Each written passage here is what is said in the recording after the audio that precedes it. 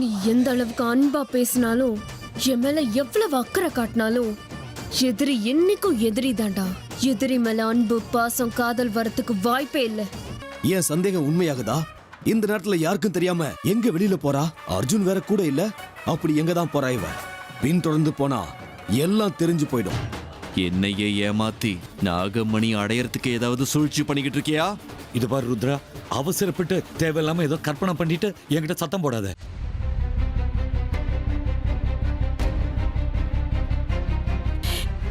எனக்கு என்னவோ ரொம்ப பயமாவே இருக்கு. எனக்கு வந்த அந்த கனவு திரும்ப திரும்ப என் கண்ணு முன்னாடி வந்துகிட்டே இருக்கு. என் அர்ஜுனுக்கு ஏதோ ஆபத்து வரப்போகுதுன்னு என் உள் மனசுக்கு தெரியுது. இல்ல, என் பேரனுக்கு எதுவும் ஆகக்கூடாது, அவனுக்கு எதுவும் ஆகக்கூடாது. நான் இப்ப என்ன பண்ணுவேன்? ஒரு தடவை அவங்ககிட்ட போன் பண்ணி பேசிடுறேன். அதுதான் சரி.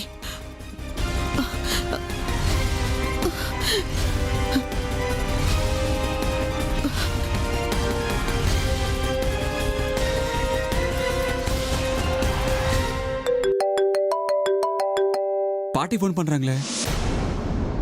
சொல்லுங்க பாட்டி, என்ன காலங்காத்தாலே என் ஞாபகமா? நீ எப்படி இருக்க? நான் சூப்பரா இருக்கேன் பாட்டி. அதுவும் இன்னைக்குன்னு பார்த்து ரொம்ப சந்தோஷமா இருக்கேன். என்ன பாட்டி வாய்ஸ் ஒரு மாதிரி இருக்கு, என்ன ஆச்சு? அது அது நேத்து ராத்திரி எனக்கு ஒரு கெட்ட கனவு வந்துச்சு. அதனாலதான் நீ எப்படி இருக்கேன்னு விசாரிக்கிறதுக்காக போன் பண்ணேன். என்ன கெட்ட கனவு வந்துச்சா? ஓஹோ, ராத்திரி உங்க கனவுல நான் டமாரா? அதுக்கு தான் பயந்து போய் போன் பண்ணீங்களா? ஐயோ என்ன அர்ஜுன், சி அப்படிலாம் பேசக்கூடாது, விட்டேன்னு சொல்லு. ஐயோ, நான் விளையாட்டுக்கு சொன்னேன் பாட்டி. ஏன் பாட்டி இப்படி கண்ட கண்ட கனவு நினைச்சு நீங்க பயந்து போயிட்டா என்ன அர்த்தம் சொல்லுங்க? ஐயோ, இதெல்லாம் உனக்கு புரியாது அர்ஜுன். நீ எதுக்கும் அந்த அமிர்தா கிட்ட கொஞ்சம் எச்சரிக்கையா இருக்கணும். சொல்றது புரியுதா? அமிர்தா கிட்ட எச்சரிக்கையா இருக்கணுமா? பாவம் பாட்டி, அவங்க என் மேல உயிரை வச்சிருக்காங்க. அப்படி இருக்கும்போது நீங்க இப்படி சொல்றீங்களே? அர்ஜுன், ஒரு நிமிஷம் போன கூட. பாவம் என்னடா பாவம்? அவ ஒரு அத்தை, நான் ராகேஷ் பேசுறேன் அத்தை. என்ன உங்க குரல் ஒரு மாதிரியா இருக்கு? என்ன விஷயத்த? போனை நீ வாங்கினது நல்லதா போச்சு. உனக்கு விஷயம் தெரியட்டுமே.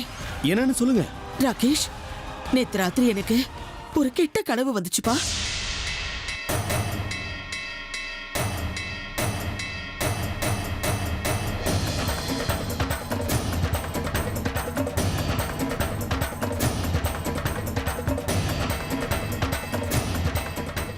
என்னது? நீங்க சொல்றதெல்லாம் உண்மைதானா? உண்மைதா.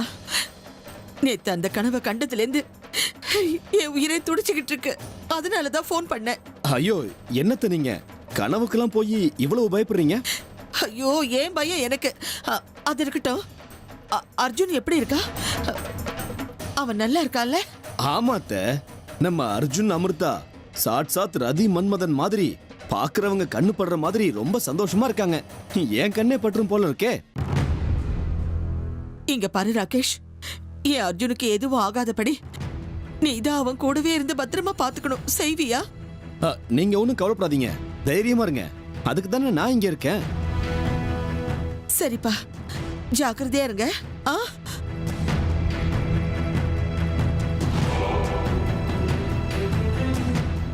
அப்படின்னா நான் சந்தேகப்பட்டது சரியா போச்சு. நடக்கிற எல்லா சம்பவங்களுமே என் சந்தேகத்தை உண்மையாக்கிக்கிட்டே இருக்கு. ஒருவேளை இது உண்மையா இருந்தா இங்கிருந்து திரும்பி போக போறது அமிர்தா இல்ல, அவளுடைய பணம்.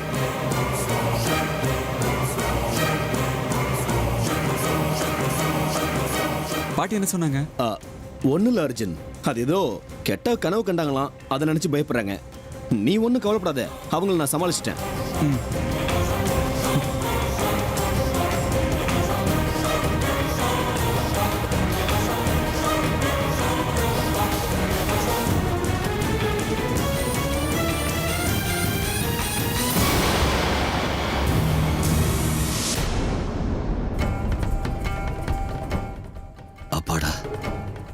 எப்படியோ ருத்ரா வாய் அடைச்சாச்சு. இல்ல, ருத்ரனுக்கு லேசா சந்தேகம் வர ஆரம்பிச்சிருச்சு. அது வளர விடக்கூடாது. ஒருவேளை நாகமணி என்கிட்ட இருக்குன்னு ருத்ரனுக்கு தெரிஞ்சு போச்சுன்னா அப்புறம் அவ்வளவுதான். இல்ல, நாகமணி என்கிட்ட இருக்கிற விஷயம் எப்பவும் என்கிட்டயே ரகசியமா தான் இருக்கணும்.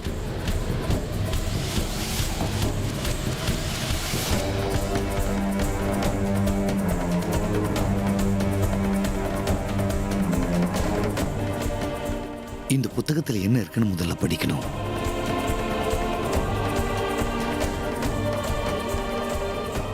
இந்த புத்தகத்துல நாகமணிய பத்தி யாருக்கும் தெரியாத ரகசியங்கள் அடங்கி இருக்கு. அது இந்த பைரவன் உன் கவனத்தை திசை திருப்பறதுக்காக ஏற்படுத்தினது விஷ்ணு. நீ இதெல்லாம் உண்மைன்னு நம்பி நான் விரிச்ச வலையில வந்து விழணும் விஷ்ணு. இந்த சூழ்ச்சியை நீ எப்படியும் தெரிஞ்சுக்க கூடாது. நாகமணியோட விசேஷமான சக்திகளை எப்படி நம்ம வசப்படுத்திக்கணுங்கிற விஷயங்கள் இதுல சொல்லப்பட்டிருக்கு. அதை படிச்சு உனக்கு நம்பிக்கை வர மாதிரி இதை நான் தயார்படுத்தி வச்சிருக்கேன். எனக்கு தெரியாத பல விஷயங்கள் இதுல இருக்குன்னு புரியுது. சும்மா நாகமணி வச்சுக்கிட்டு என்ன பிரயோஜனம்? அதை பயன்படுத்தவும் தெரியணும்ல. இதுல இன்னும் என்னென்ன இருக்குன்னு பார்த்துடலாம். நாகமணி விஷயத்தை பொறுத்த வரைக்கும் அமாவாசைக்கு முக்கியத்துவம் அதிகமா இருக்கு. அன்னைக்கு தான் விசேஷமான சக்திகள் உருவாகும். ஆனா அந்த சக்திகள் எல்லாம் வெளியில வரணும்னா தக்ஷக்க வனத்துல அந்த நாகமணிய பௌர்ணமி வெளிச்சம் படுற மாதிரி வைக்கணும். அப்ப உருவாகக்கூடிய சக்திகள் நாகமணிய வச்சிருக்கவங்களோட உடம்புல தானாவே வந்து நிறைஞ்சிடும். அமாவாசை முடிஞ்ச 2வது நாள்ல இதுல குறிப்பிட்டிருக்க நாகமணியுடைய சக்திகள் உருவாகும். நாளானைக்கே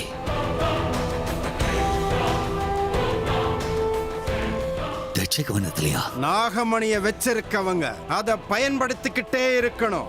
அதை பயன்படுத்தலன்னா அதோட சக்தி குறைஞ்சுக்கிட்டே வரும். அதோட சக்தி குறைஞ்சு போச்சுன்னா இழந்த சக்தி திரும்பவும் கிடைக்கணும்னா 35 வருஷத்துக்கு ஒரு முறை தோன்ற மகா பௌர்ணமி வரைக்கும் காத்திருக்கணும். அது கூடவே ஒரு நரபலியையும் கொடுத்தாகணும். அப்படி இல்லைன்னா நாகமணி இருந்தும் இல்லாதது மாதிரி தான், அது வீணா போயிடும். என்ன இது? நாகமணியை பயன்படுத்தலைன்னா அது வீணா போயிடும் போட்டிருக்க. நாகமணியோட சக்தி குறையாமல் இருக்கணும்னா அதுக்கு ஒரு அதிசய திரவியம் இருக்கு.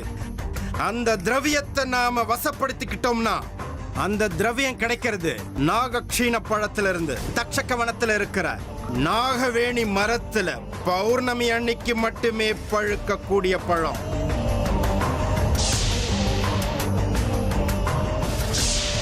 அந்த பழத்திலிருந்து கிடைக்கக்கூடிய பழ ரசத்துல நாகமணிய முக்கி எடுத்தா அதோட சக்தி என்னைக்குமே குறையாது.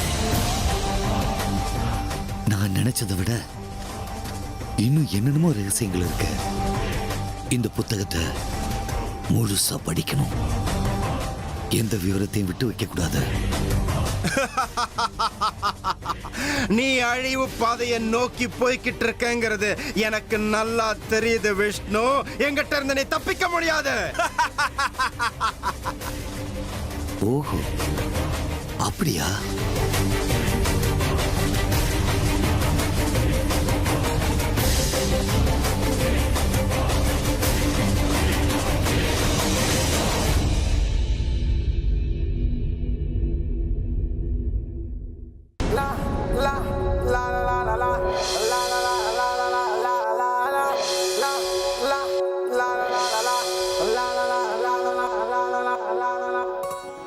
மேடம், நேத்தி அரேஞ்ச்மெண்ட்ஸ் எப்படி இருந்தது?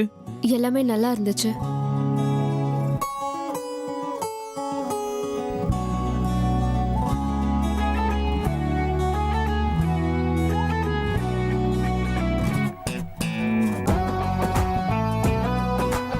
என்னது? அமிர்தா இங்க மேனேஜர் கூட ஏதோ பேசிட்டு இருக்காங்க போல இருக்கே. அப்புறம் நான் சொல்ல மறந்துட்டேன். நேத்து நைட் நீங்க பண்ண டெக்கரேஷன்ஸும் அரேஞ்ச்மெண்ட்ஸும் சேஞ்ச் பண்ணாம அப்படியே எனக்கும் பண்ணிடுங்க. ஓகே மேடம், அப்படியே பண்றேன்.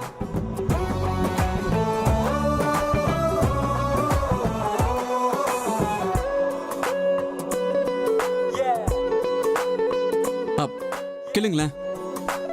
எதுக்கு? கிள்ளுங்க சொல்றேன்.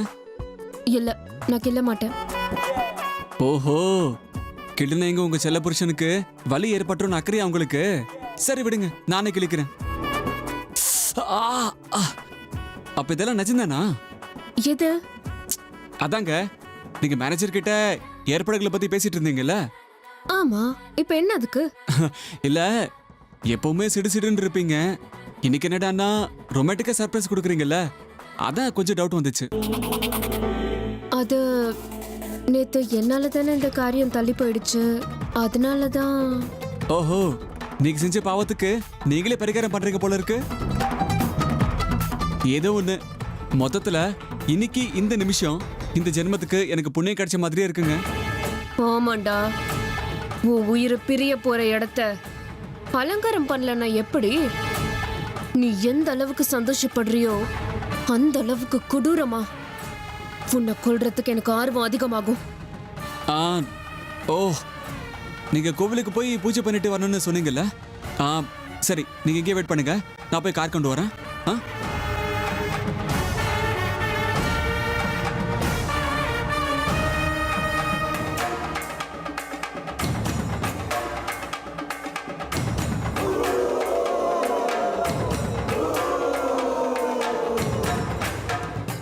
வேற ஏதாச்சும் வேணுமா மேடம்? ஆமா, நீங்க ஏற்கனவே செஞ்சிருக்கிற டெக்கரேஷன்ஸோட கொஞ்சம் பச்சரிசி, விறகு, தீப்பெட்டி, எள்ளு தண்ணி எல்லாத்தையும் ரெடி பண்ணி வைங்க.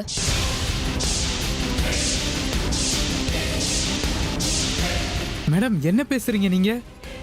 அது நான் என்ன பேசுறேங்கிறது எனக்கு நல்லா தெரியும். தேவையில்லாத கேள்வி கேட்காதீங்க.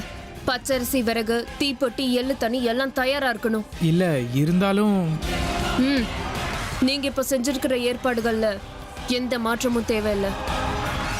உங்களுக்கு எவ்வளவு பணம் தேவைப்படும்னு சொல்லுங்க, நான் கொடுக்குறேன். என்ன ரொம்ப யோசிக்கிறீங்க? ஒன்றும் இல்லை மேடம், இப்போவே எல்லாத்தையும் ரெடி பண்ணுறேன்.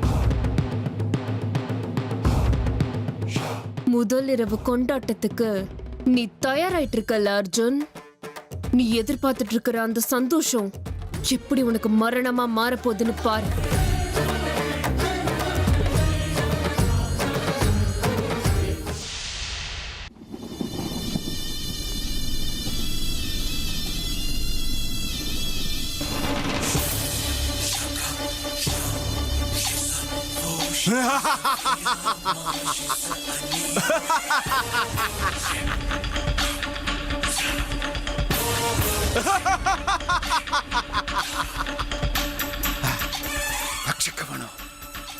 தக்ஷகவனம் என்னோட என்னோட எல்லா காரியங்களும் நிறைவேற போற இடம் இது.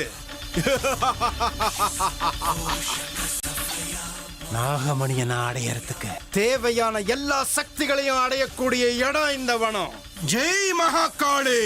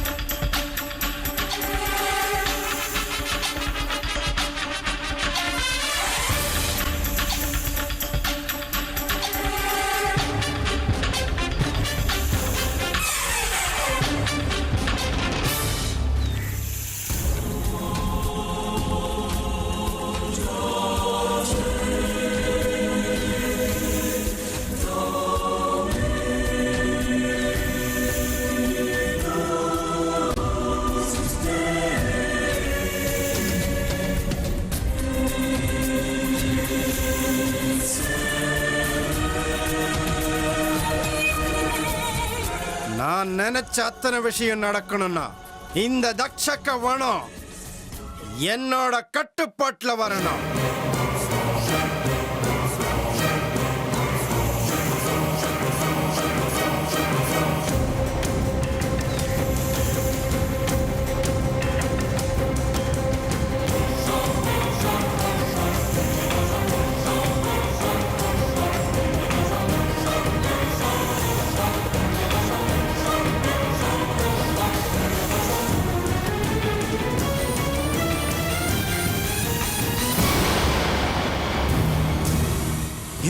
இது நாகேந்திர புத்தா.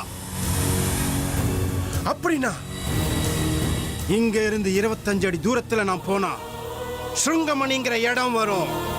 அந்த இடத்துக்கு அந்த விஷ்ணுவை கொண்டு வந்து உட்கார வச்சா அவன் சாபத்துக்கு ஆளாயிடுவான். அப்ப அவனை பலி கொடுக்கறதுக்கு சுலபமாயிடும். அதுக்கு உண்டான எல்லா ஏற்பாடுகளையும் நான் செஞ்சாகணும். ஜெய் மகாகாளி.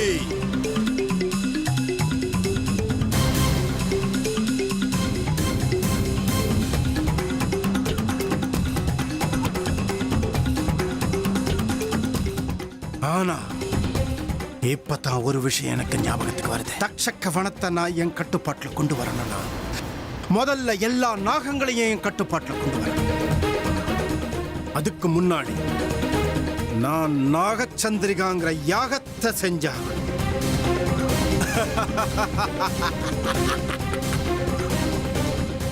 நாகங்களே பார்த்துக்கிட்டே இருங்க. நீங்க எல்லாரும் ஏன் கட்டுப்பாட்டில் வரக்கூடிய நேரம் நெருங்கி வந்துகிட்டு இருக்கு. விஷ்ணு கிட்ட இருக்கிற அந்த நாகமணிய நான் பறிக்கிற வரைக்கும் நீங்க எல்லாரும் ஏன் கட்டுப்பாட்டில் தான் இருந்தாகணும். பார்த்துக்கிட்டே இருங்க. நீங்க எல்லாரும் எப்படி ஏன் கட்டுப்பாட்டுக்குள்ள வரீங்கன்னு பாருங்க.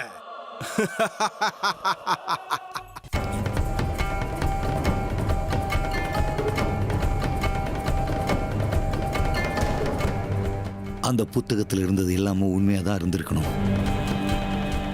ஏன்னா நாகமணியை பத்தி நிச்சயமா இவ்வளவு ஆழமா யாராலையும் சொல்ல முடியாது. அதுல அவ்வளவு டீட்டெயில எழுதிருக்காங்கும் போது அது உண்மையா தான் இருக்கணும். அப்படின்னா நான் நாளைக்கு ராத்திரியை தச்சக வந்ததுக்கு போயாகணும். அதுவும் நாகமணியை எடுத்துக்கிட்ட நாளைக்கு ராத்திரி தச்ச கவனத்துல என்னோட நாகமணிக்கு விசேஷமான சக்திகள் வரப்போற நாள். அவ்வளவு சக்திகள் நிறைஞ்ச நாகமணி எனக்கு சொந்தமா இருக்கும்போது இந்த உலகத்தில் எந்த சக்தியாலேயும் என்னை எதிர்த்து நிற்கவே முடியாது. இந்த உலகத்தில் அதிக சக்தி உள்ள ஆள் நான் மட்டும்தான்.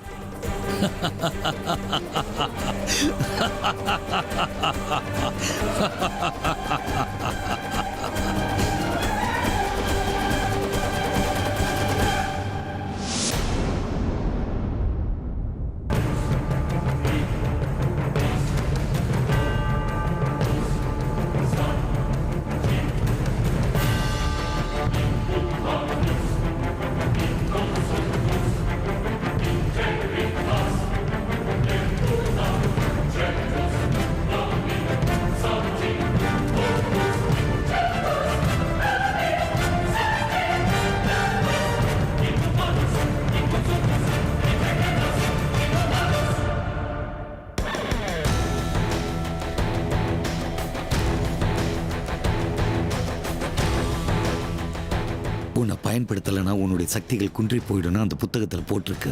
இல்ல, இனிமே உன்னை நான் பயன்படுத்திக்கிட்டே இருப்பேன். நாகராணி, அநியாயமா என்னுடைய நண்பர்களை எல்லாம் கொண்டுட்டல, பார்த்துக்கிட்டே இரு. இந்த நாகமணியோட உதவியோட நீ எங்க இருக்கன்னு நான் கண்டுபிடிக்கிறேன். நீ எங்க இருக்கன்னு கண்டுபிடிக்கிறதுக்கு இந்த நாகமணி உதவி இருந்தா கஷ்டம் கிடையாது. இத்தனை நாள நாகராணி மேல நாகமணி பயன்படுத்த முடியாதுன்னு நினைச்சு நான் சும்மா இருந்துட்டேன். அந்த புத்தகத்தை படிச்ச பிறகுதான் எனக்கு புரிஞ்சது, நாகமணி வச்சிருக்கிறவங்க அது நாகராணிக்கு எதிராகவும் பயன்படுத்தலான்னு. இல்ல, இப்ப கிடைச்சிருக்கிற வாய்ப்பை நான் இழக்கவே கூடாது. நாளைக்கு ராத்திரி நான் தச்சகவனத்துக்கு போய் விசேஷமான சக்திகளை எல்லாம் சம்பாதிச்சுட்டா இந்த உலகத்துல யாருமே என்னை எதிர்க்க முடியாது.